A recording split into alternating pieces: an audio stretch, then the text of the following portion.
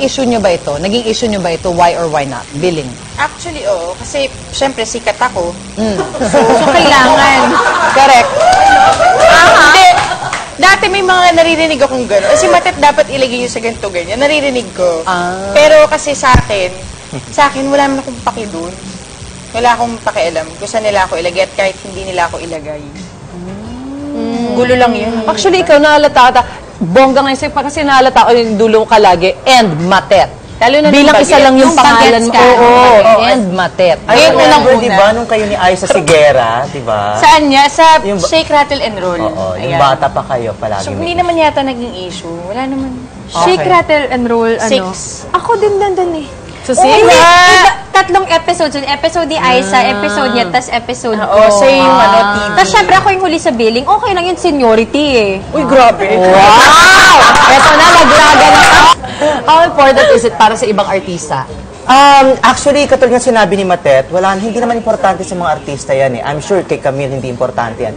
Kaya lang kasi yung mga managers. Yun. Kumbaga, yung stature kasi ng estado nila as an actress, as an artist, sumasalalay yon dun sa kung anong importansyang ibibigay sa kanila sa billing.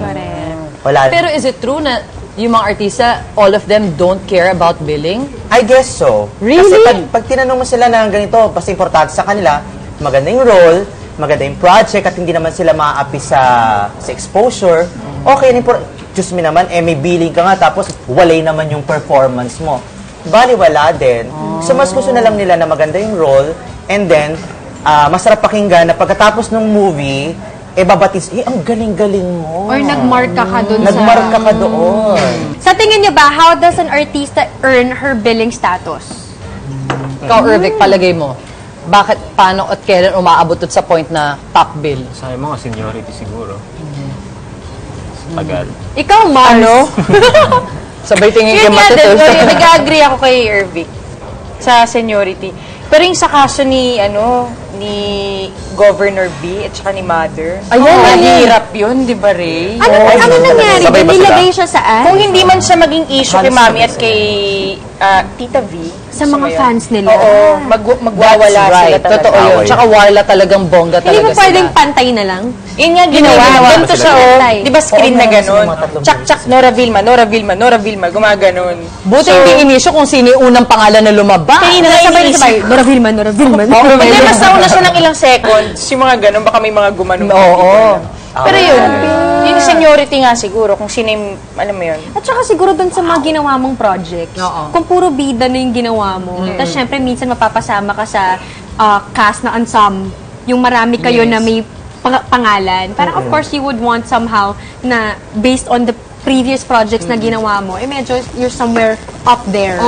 So meron talaga to some people, it's really important. Importante Lalo na talaga. kung siguro matagal ka na artista, and then you nagbalik ka, tapos support yung role mo, parang syempre gusto mo naman. Mas ang daming baguhan na mas bata sa'yo, pero alam mo mas magaling ka. Tapos mas may napatunayan ka. Mga ganun, tapos eto lang yung billing mo. Exactly. Sa baba nung medyo masakit nga big naman stars. siya. Tapos yung tumatanda ka na, matampuhin ka na din. Diba? Sensitive ka na. Oo din also, di ba may Totoo. importance ba yung industry sa akin? Pag At nagbibigay saka ko ba minsan sila kasi importance parang sa akin? masyado kang nasasanay dun sa idea, Mars, na eto ako dati. So Meron dapat din. maintain ako ngayon. Bakit ngayon ito na lang ako? Dati ito ako. Parang may, di ba, nako-compare yung... Lungkot factor din talaga. True. Wow, hirap din Shucks, buti lang ako nag-artista. Pero hindi, may ano talaga yan. Meron talaga siyang issue. Yeah, even until now, feeling ko naman. Yes.